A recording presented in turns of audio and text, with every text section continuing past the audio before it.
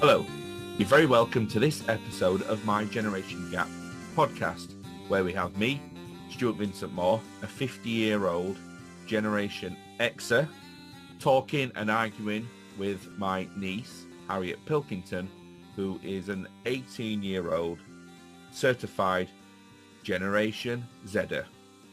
Gen Z. Gen Z. Hiya H, how are you doing? Yeah, I'm not so bad. I've got a cold, but I think everybody's got a cold at the minute. Got a cold? Yeah, it's, we're into February now. Oh, it's wild cold today. Yeah. It's been very cold. Listen, let's get straight into what we're going to do because I'm actually really excited about this. Yeah. It's a Generation X film from 1980. It's considered a classic. It's Stanley Kubrick. I love Stanley Kubrick, and we're talking about The Shining. Yeah. Yeah. H, what did you think? Yeah, I thought for how it's talked about in media in general, I was expecting a little bit more from it, but I wouldn't say it was a bad film. I did enjoy it. When you say more, what do you mean by more? I was expecting it to be scarier, a bit, I suppose, faster paced. I mean, we're with the pace thing again of the generations. I was expecting it to be a bit more in your face. You know what I mean? Well, this is really interesting because I love this film and I've seen it dozens of times, and I'm a bit of a film geek or film bore for a bit of a for a different word. Bore. So yeah, film bore. Yeah. So I will give you now. There are loads of theories behind this film. There's been documentaries about the making of this film. There's been documentaries about some of the conspiracy theories behind this film. Conspiracy theories behind this film. I'm excited to talk about them. But what I'll do is, we'll talk about the film and we'll summarize it. But afterwards, I'm going to give you my rundown of what I think this film is about. Right. Yeah. But I'm really interested to hear what you think about it as well. So, why don't I introduce you to the conspiracy theories? Yeah. Some of them aren't conspiracy theories because some of them, I think, tie into what I think about the film. And I suppose the biggest conspiracy theory behind it, and I think it's an absolute load of nonsense, is that people believe that Kubrick was the director that was responsible for the faking of the moon landings. In that there were no moon landings, and the whole thing is a fake. That. Yeah, well, apparently it's Stanley Kubrick that directed it all and filmed it all. Right. Yeah, I see. He filmed the fake moon landings. Yeah. Yeah, and the conspiracy theory is that this film is him giving hints away that he did that. What kind of hints? What hints could you be giving? In one of the scenes, Danny the boy wears a jumper that's got Apollo 11 on it, which is the rocket that goes up to the moon landings. One of the scenes where Jack Nicholson's kicking off, where Jack's kicking off to Wendy saying, this is my job. Don't you realize that I have a responsibility to my employers? And this is it. Yeah. And people have said that's actually Stanley Kubrick talking to the world, saying that, which with most of these conspiracy theories, if you've got a secret, if you're involved in a conspiracy theory and you have to keep it a secret, you just keep it a secret, wouldn't you? You wouldn't then just give clues to it. It's like, I have to keep this really big secret, but I'm going to put some clues here and there and everywhere. That's it. Yeah, I'm going to be in a lot of trouble if people find this out. Let me just hint at the fact that I've done it. Yeah, and even one of the clues says, the key that goes into room 237, it says room number on it, like room N-O on it, which you can make the word moon. You can make the word moon. Yeah, from those letters. And the fact that there's a lot of talk about room 237 and the moon is 237,000 miles away from Earth. So I think that's a load of nonsense. I would agree with you on that one. Okay, I think well let's not get sidetracked by conspiracy theories. I'm going to summarize The Shining. So The Shining is a horror film set in 1980. It is all about a family, Jack, the father, Wendy, the mother, and Danny, the son, who's probably, what is he, 8, 9 years old? Yeah. And they are in charge of, well, Jack's like a winter caretaker of a hotel, and they're trapped in there in the winter. They're supposed to be staying there over the winter to look after this hotel while there is nobody around. And it's a film that chronicles Jack's descent into madness, and then him seeing things and the ghosts around the hotel, and then eventually him trying to kill his wife and child and chop them up into little pieces. Yeah. There's some really, well, I thought they were quite frightening scenes, certainly when I saw it the first time, with the twins, the spooky twins. The twins, being chopped up. I think with my generation, we know clips from films that have become so big. So I knew the Here's Johnny. I knew that the twins were round the corner. Do you know what I mean? So I knew those two bits, which are like probably the two scariest bits in the film. So they didn't quite get me like they should have done if I hadn't have seen the clips. Okay, so it's such, and it is a film that has been copied so often and parodied so often that, I get what you say when you watch it. You think you've seen it before because it is in so many other films. It's referenced in so many films. It's copied. It's there's loads of nods to it. It's everywhere. Yeah, exactly. So I think because I kind of knew the scarier parts in it, like I feel like the twins around the corner would have really gotten me if I hadn't have known they were there. Yeah. Now, one of the things that I thought was fun about this film was watching it. It's not a fun film, but when they're driving to the hotel in the car. So, well, it starts off, doesn't it? Jack goes for the interview at the hotel, and then they go home, and then they all travel to the hotel together in a Volkswagen Beetle. And there's Jack driving, Wendy's in the passenger seat, and Danny's sat in the back. Except he's not sat in the back, is he? He's just leaning forward between the two front seats of the car, right? He's talking to his parents. Nobody's wearing seat belts. There's no child seats. There's no nothing. I don't know if you noticed that. Did that feel quite alien? Do you know what? I didn't notice it. I actually didn't notice that at all. Like, I just didn't even see it, if you know what I mean. Well, it reminded me of in the 80s, and this is another generational thing, and you won't even be aware of this, but in the 1980s, I remember the law coming in that said if you were under, I think it's 13 years old, you weren't allowed to sit in the front seat. Yeah. Because before then, you could, at any age, you could just sit in the front seat of any car without any booster seats or anything. You didn't have to wear a seat belt or anything. Yeah, that is one thing I've noticed when I get in the car with especially grandma. I'll go, right, we all in, we'll go, and then I'll put my foot on the accelerator and it'll go bing, bing, bing, bing. And who's not got the seatbelt on? And it's always grandma. Always grandma. I'm like, you need to put your seatbelt on. She's like, oh yeah, I forgot. You know what I mean? Even now I think that it's something that older generations forget because like you said, it wasn't a thing. Well, it wasn't. And at one stage in my childhood, we had the family car was an old Morris Marina van. Yeah. So, and it only had 2 seats in it. So how did you get in it then? Well, listen to this. So, dear listener, if you haven't heard this podcast before, the background is Harriet is my niece and Harriet's mum is my sister. So when me and Harriet's mum, when we were little, let's say little, when we were young, when we were children, and we went anywhere with my parents, they would be sat in the 2 front seats of this van. It wasn't a big van. It was probably, if you imagine, a normal estate car size, but a van instead of a car. Yeah. So with the 2 doors at the back. Minivan. Yeah, like a little minivan. Yeah. We would just be sat in the back of the van, just rolling around. Just rolling around in the back. Yeah. So if my mum and dad went around a corner, we'd be like pinned up against one wall. If going around like roundabouts, we'd be covered in bruises because we'd be bouncing off each other, bouncing off the wall, off the wheel arches and stuff like that.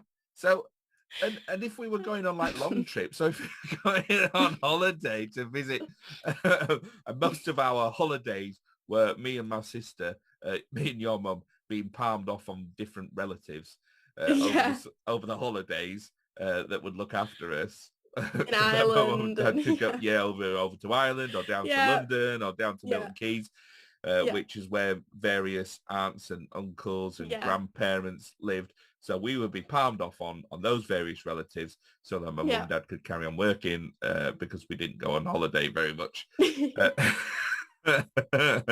So we go on those long trips. So Yeah. we would just take like the sofa cushions off the sofa and And put them just in put the them back. in the back. Yeah. That's fab. But then we'd be in the back with all the suitcases. Like, so we'd pack all the stuff to go away with. You get squished. So if they're like slowing down to come off the motorway to go to the services or just coming off the motorway, all the luggage would slide down and squash us between the seats, or we'd be like rolling towards the back of the van. I mean, it was great fun, but you wouldn't get away with it now. Yeah, I kind of grew up with Grandma and Granddad's motorhome. That's something I always remember. We were going to Wormad once. I don't know if you remember picking me up from Grandma and Granddad's house. I remember borrowing the camper van and picking you up and taking you to Wormad. That was an eventful day. It was an eventful day. And it just seemed so surreal that even now when I think about it, it makes me laugh because we were so excited. I was in the front seat and then you were in the front seat and Ivan was in... Because in motorhomes, they had like almost secondary seats, but they were like mini dining tables. Yeah, so they had seats. Well, they were in this motorhome. Yeah. They're all proper seats, but they adapt as a dining table when you pull up. That's right. Ivan was in the back seat, and I remember... Ivan is my stepson, and he must have been about 6. Oh, he was younger. So you must have been about 8. Yeah, maybe. It must have been nearly 10 years ago. Yeah. Yeah. And Ivan was playing with the sun cream, I remember that, and you were telling jokes. Yeah. And things got, when you get hysterical and things get funnier and funnier and funnier, I remember feeling that way and I was laughing so much. I remember saying, don't tell me another joke or I'm going to throw up. Yep. So what did I do? And you did, and I threw up all over the front of the van. Yeah. The sun cream that Ivan had went everywhere. Yeah. And it was just an absolute mess. It was safe to say we didn't make it that year. Well, no, Joe. I mean, I picked you up from Barnsley. We didn't even get to Rotherham. Yeah, we didn't go far at all, did we? No, it was about 15 minutes, and your dad had to come and pick you up. He did. And then you went, all I've got is a bottle of Pop H. I remember drinking the Diet Coke at the side of the road to make myself feel better. It worked. I still have Diet Coke to this day when I throw up. But yeah, that is one surreal caravanning event that I remember. Yeah, so that took me back watching them driving around without seatbelts. Were you scared by The Shining? I mean, did you like it at all? I liked it, and there was certain elements of it that scared me. I found some of it funny though, because it's so... I think because of the generation gap. I think that when Wendy like loses it and she stood on the chairs swinging what is it? She got a bat. Oh, I mean, baseball like, just bat, yeah. hit him, Wendy. Do you know what I mean? What are you playing at? Just hit the man. Yeah. And it goes on for such a long amount of time that did make me laugh. Yeah. Yeah, I watched it with my boyfriend, and at the start, when Danny starts talking to his finger in the mirror, I was like, oh, we know what's going to happen here then. You know what I mean? This isn't right. And my boyfriend says to me, but we all had an imaginary friend like that when we were younger, didn't we? I was like, no, we didn't. No, we didn't, did we? Yeah, so if anybody hasn't seen The Shining, Danny, the little boy, he has The Shining, and The Shining refers to the gift or sixth sense, isn't it, that people have when they shine. Yeah. And it means that they can, some sort of psychic ability. So Danny has this imaginary friend called Tony who communicates to him. And when he does, he moves his finger up and down, does he? Tony talk like this. Is there ever any explanation of who Tony is and why they chose the name Tony? Well, I don't know why they chose the name Tony, but I can give you my explanation. I'll give you my explanation of who I think Tony is and why Tony's there. So the chef's name is Richard Halloran. Yeah. And he has The Shining, doesn't he? He talks about The Shining, and he tells Danny what The Shining is and that how he could have conversations with his grandma without even opening their mouths because of The Shining, because they could communicate with each other psychically. And when Danny is in trouble, the chef, Hularan, he hears him, doesn't he, from all the way in his home. And he travels to save him, doesn't he? So he does. He gets on like a plane, doesn't he? And you go through. He's driving through the snow, and then he has to take a snow cat with caterpillar tracks, and it takes him like ages to get to the hotel. And the minute he walks in the door, Jack smacks him with the axe and kills him instantly. That always makes me laugh. That What is good is actually The Simpsons made a really good Treehouse of Horror episode about The Shining. It's very, very funny. Yeah. You know, I've never really watched The Simpsons. I've never really sat down and watched The Simpsons. What? Are you going to disown me now? Yeah, I've never really... I don't know. I don't think I've ever watched an episode of The Simpsons. Well, I'm disappointed in you. Well, we're going to have to do The Simpsons one of these episodes, and we'll look at the golden age of The Simpsons, because there's some very... The golden age of The Simpsons? The golden age of The Simpsons, yeah. Oh, you don't even know what the golden age of The Simpsons is? So is there some bad Simpsons and some good Simpsons? Yeah. Series-wise? Yeah.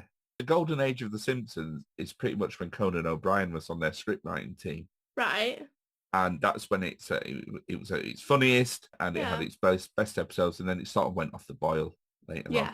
But it has had some standout episodes recently. Yeah. Yeah. We'll watch some Simpsons. Okay, we will do some Simpsons. What did you think of the blood scene with the blood coming out of the elevator? Yeah, I did think that was probably one of the scariest parts of the film for me. Yeah. I like the fact that it flashes forward. I find that really ominous, because it just creates this constant sense, that constant feeling of doom. It reminds me of when I used to give blood, when me and my flatmate Is that what it feels like? Blood. Well, because what we used to do is we were quite, well, not we, I was quite competitive at the time.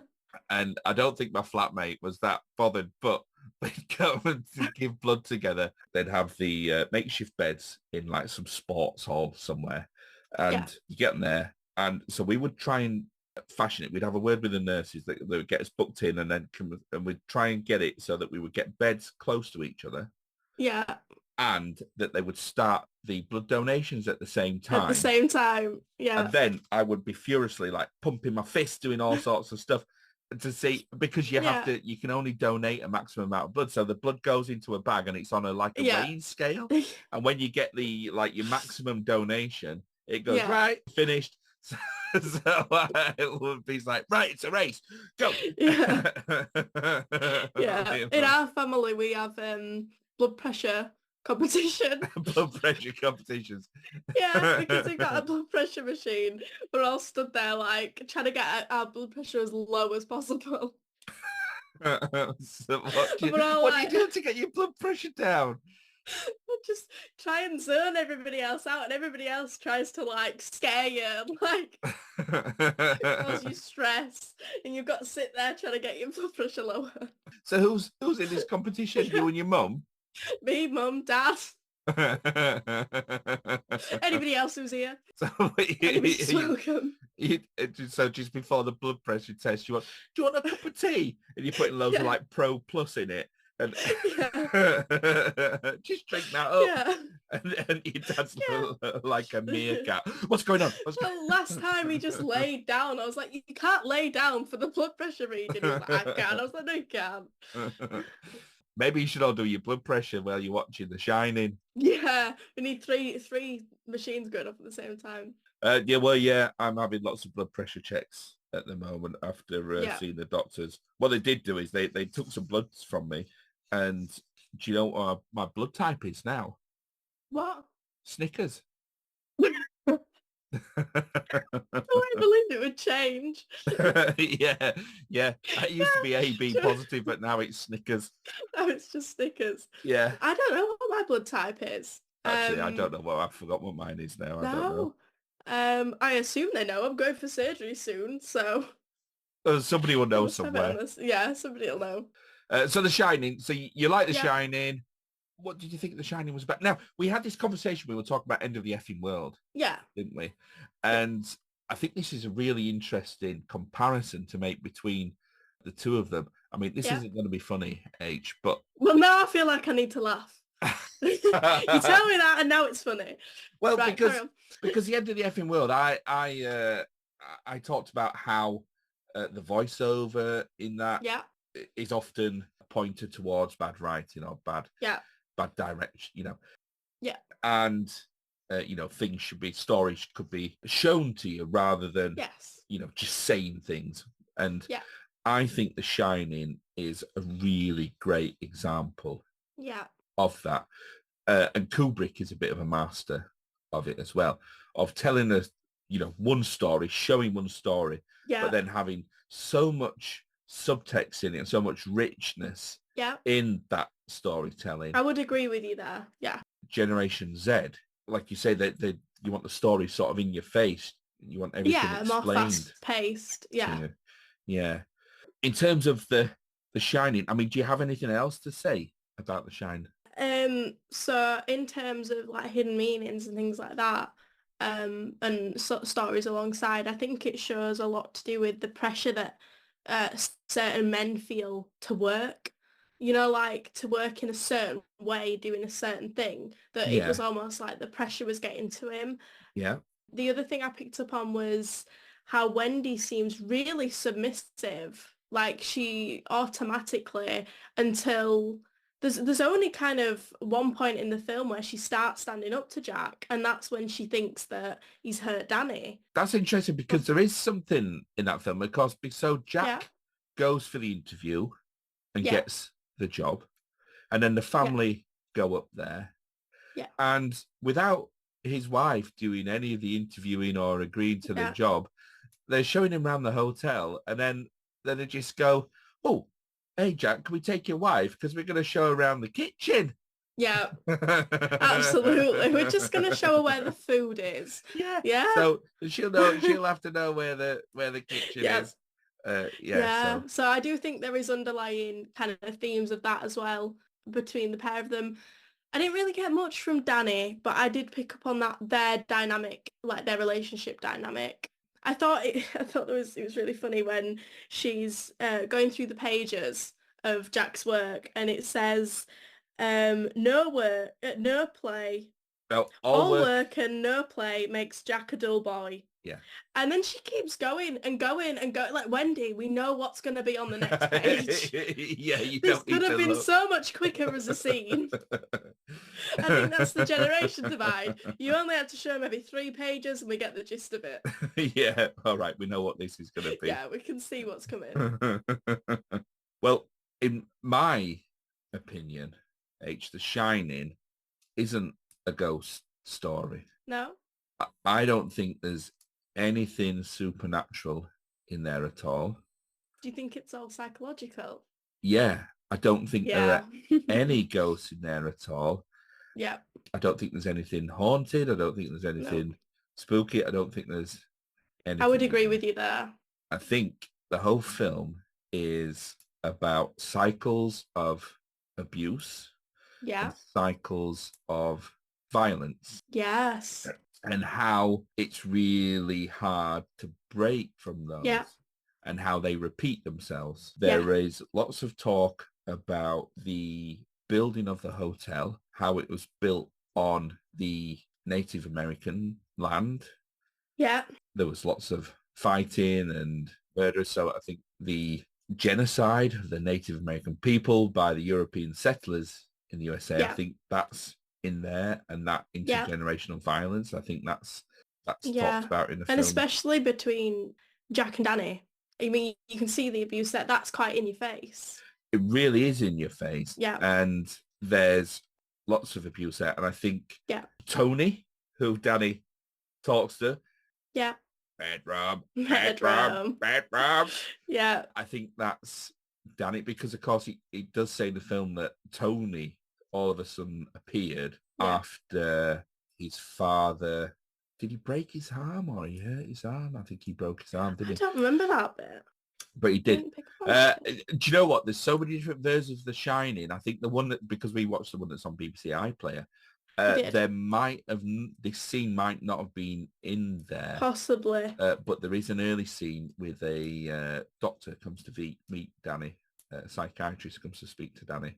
I don't think I remember that. That might not have been. That might not have been in it. It's either I've forgotten it or it's not. It's not there. Yeah. Yeah. But I think there's a thing of abuse. Yeah. With Danny, there's that's hinted at in so many different scenes. I think the scenes with the woman in the bathroom, I think that's all. Oh, I forgot about the woman in the bath. I think that's Jack. I think Jack enticed Danny into that room. You know, when the tennis ball rolls down the corridor and he goes into the room.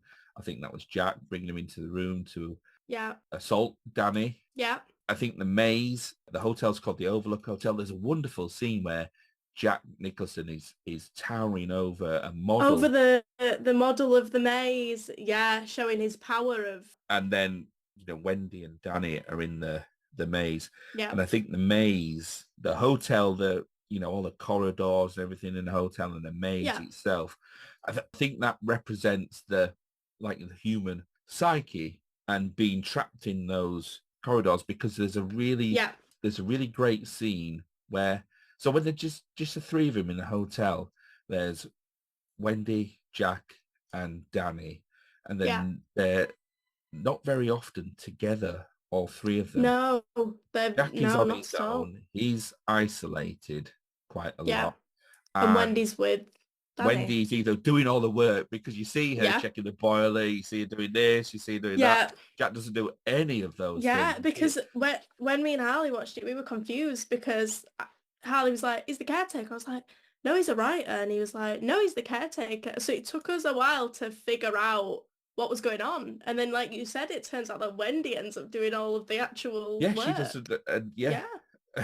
So she does all that work and all the childcare.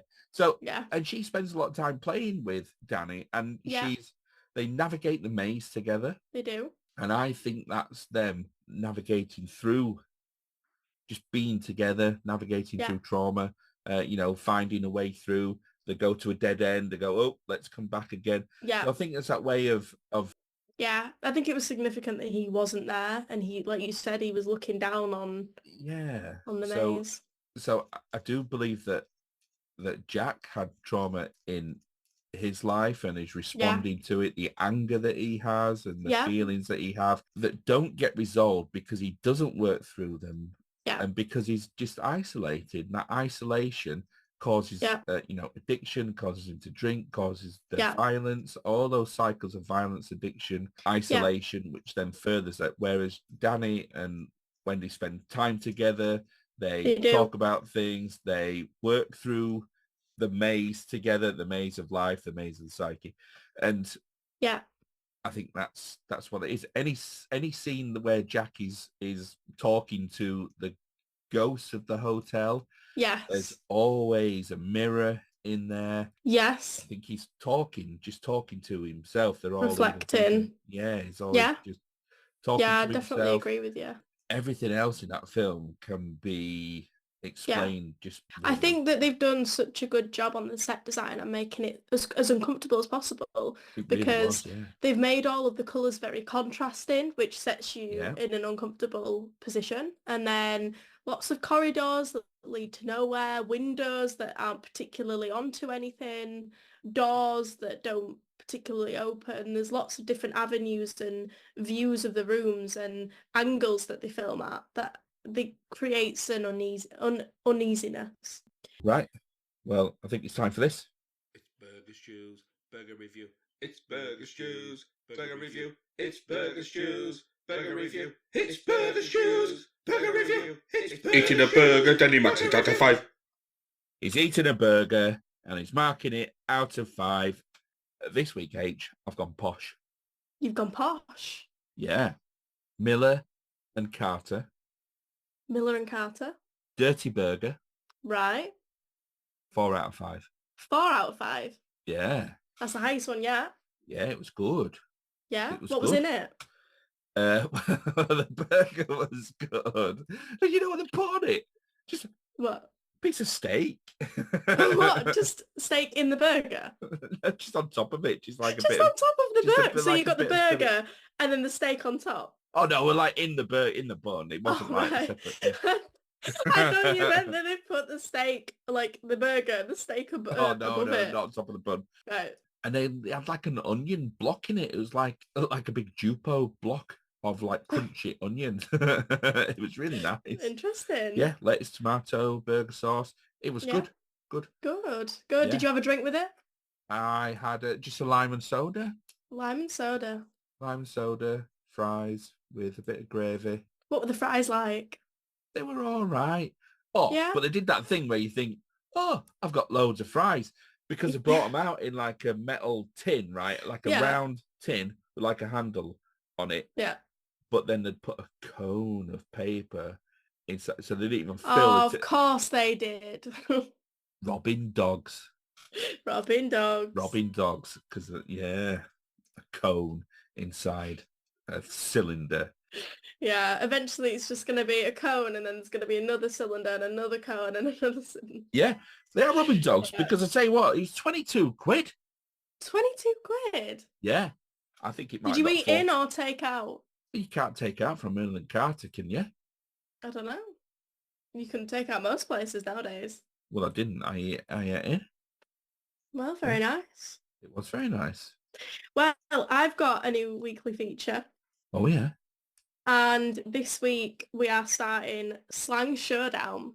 Slang Showdown? Slang Showdown. Has it got a theme tune? It hasn't got a theme tune because I'm not as enthusiastic as you. A title was enough. So we've gone with Slang Showdown. All right, Slang Showdown. Okay. So because I love slang. Do you love slang? Yeah, I love slang, and it gets in the way of my relationship sometimes with my wife because because I'm from Yorkshire and Caroline, my wife, is from Nottingham. Yeah. Every now and again, I'll throw in a new word that she won't have heard before. She goes, "What's that? I've never heard you say that before." I think the other week I said, "Oh, did you?" We were talking about something. I said, "Oh, did you not get a lot, or did you get Uggins?" And she was like, "Yeah, what? Uggins, loads." Yeah, you've never said that word before. I've known you for more than 10 years. Yeah, I feel like there's less original slang. There's less regional slang nowadays because of social media. It's more based to the UK rather than Yorkshire. I think there's still there's still quite a lot of divide, but I feel like a lot of slang words are now countrywide. Well, I'm thinking I might have to restart my Yorkshire Word of the Week that I had on my YouTube channel. Word of the Week. Yeah, Yorkshire Word of the Week. Yeah, that sounds good. The format that the Slang Showdown is going to be in is I'm going to ask you what you think this slang term some Generation means. Z slang. Yes, yeah. Right. So what do you think the millennial pause is? Millennial pause? Yeah, you need to A, guess what it means, and B, try and use it in a sentence. Millennium pause? Millennial pause. Oh, millennial pause? Yeah. I mean, it's nothing to do with like a big bear. No. Not pause spelled P-A-W-S. Pause spelled P-A-U-S-E. Oh, like a delay. Millennial pause? Yeah. So is it like the pause that I gave when you said you'd never seen The Simpsons? Is it a pause of disbelief, of shock and horror? It's not a pause of disbelief and shock and horror. It's a short pause at the start of a video. So when somebody who's from the generation of millennials starts a video, they tend to, so say I'll start a video, you go, hi. So it's that starting pause. So before you start speaking, they pause beforehand, but it's meant to be with the millennial generation and before, and that's why it's called the millennial pause. Well, what do you do then? When you start a video? We just What, you don't start say talking. hi? It's not the hi, it's the pause and then into the introduction. So sometimes the pause can be like 5 seconds long. So hang on. So like at the start of the podcast when I say, hello, you're very welcome. Is that a very... We may have a millennial pause. I haven't checked. Maybe we don't. Not everybody does, but I bet if we checked, there may be a millennial pause in there somewhere. Millennial pause? And it's specifically on videos? Yeah, specifically on like recordings and things like that. I suppose millennial pause isn't exactly a term that you would throw around in a general conversation. It's just something that my generation's socially aware of. It's not something that you'd say, oh, look at their millennial pause. It's not like used like that. It would just be more, it's just more of a term. Is it derisory? Do you hate the millennial pause? Uh, Do you laugh at it? Do you scoff at... I wouldn't say we hate the millennial pause. It's just very, I don't know. It's just a thing that seems to be true to form. So you don't pour scorn. You don't pour scorn on the millennial pause. We don't every time. No. Oh, okay. It's just an identifier. Yeah, it's just usually an identifier. Oh, You'll be looking out for it now. Oh, she's such a millennial. She paused before she said hi. Yeah, that is the millennial pause. I've used it in a sentence. Good. Are you ready? I am. Test. Woo, woo, woo. Test. Woo, woo, woo. Question 1. What was the name of the character Jack Nicholson played? Jack?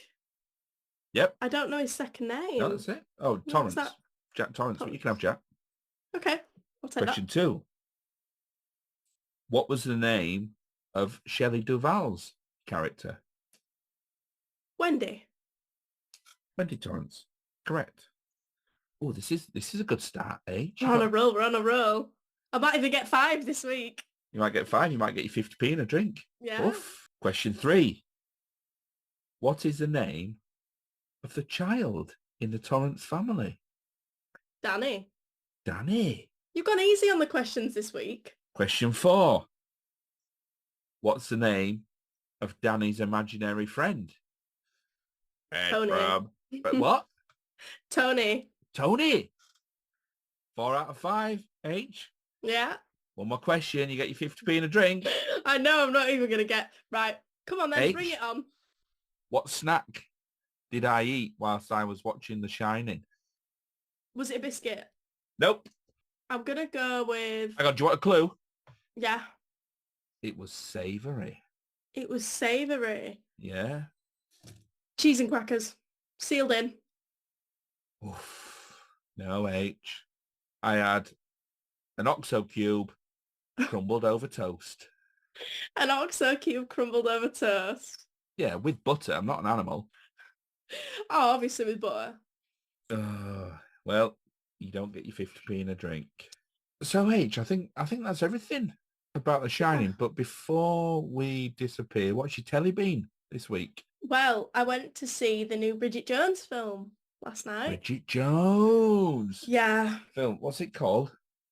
Bridget Jones and the Flogging a Dead Horse. It's Bridget Jones. It would be good if I could remember. It's the new one. Let's just say that. It's a new, and what happens in it, H? Hang on, does she have a baby? She's had a baby in the last one. There's Bridget Jones's baby. That's number 2, 3? I don't know. Number 3. Have you never watched Bridget Jones? I watched the first one. Yeah. Well, everyone's watched the first one. That's a Pride and Prejudice retelling, isn't it? Yes. Yeah. And what's the second one? Is that a retelling of another well, classic novel? I actually haven't watched 2 and 3, so I can't really. You just watched 3 yesterday, you said. No, 4. 3 What, was the baby. 4? This is 4. Oh, right. I think 4? either... Oh, yeah. crikey. Yeah. It's a good film. It's worth watch. Would you rate it higher than The Shining? Yeah. Yeah, I would. Soz. You just maybe do a second millennial pause. A second H. millennial pause. Yeah. Yeah. Once after The Simpsons and then once after that. 2 millennial pauses. We agreed that wasn't the millennial pause. The millennial pause at the start. You can't redo a millennial pause. Oh, yeah. Okay. But yeah, I'd say that overall, The Shining was a Gen X win. I would agree with you. I think it's a Gen X win because it's Yeah. classic. It's just, I know it's aged and dated because of the, mainly because of the haircuts, but and the decor, the carpets and the wallpaper. Definitely the decor. But the storytelling, the atmosphere, the just everything about it, I think is an absolute masterclass in film making. Yeah, I would agree. Okay. So yeah, Generation X win. I'll take that. Next week, we're going to be looking at Love Island. We are. And much of a change from The Shining. As far away from The Shining as you can get. As you could humanly from get. The Shining to Love Island. Yeah. Here we go. Yeah, well, I thought it was topical. And there's been quite a lot on social media because it's people that have already been in Love Island going back in. What? Yes, because it's Love Island All Stars. So it's people that we've already seen coming back.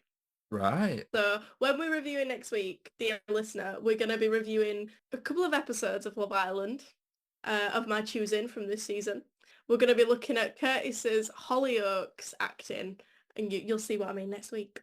But it is a viral thing amongst Gen Z. There were at least 6 words in that sentence I don't understand. We'll see you next week. I had to do another millennial pause. Right. We'll wrap that up. Call that a night. Thank you very much, H. Thank you. Thank you very much, dear listener. If you made it this far, you can get in touch with us. How can they get in touch with us, H? Well, we have our email at mygenerationgap@gmail.com. We have our Instagram where you can message us, which is mygenerationgap. We now have a TikTok, which is mygenerationgap. Yeah, I've just done that. Yeah, we have a TikTok, and you can listen to our podcast on any platform. On all good podcast platforms and some rubbish ones too. Exactly. Right. Well, thank you very much, dear listener. We'll see you next time. Thank you, H. Love you. Thank you. Love you. Thank you for listening to My Generation Gap podcast. You can contact us by emailing mygenerationgap@gmail.com or podcast production by Stuart Vincent Moore. Music by Andy Dawson. Artwork by Harriet Pilkington.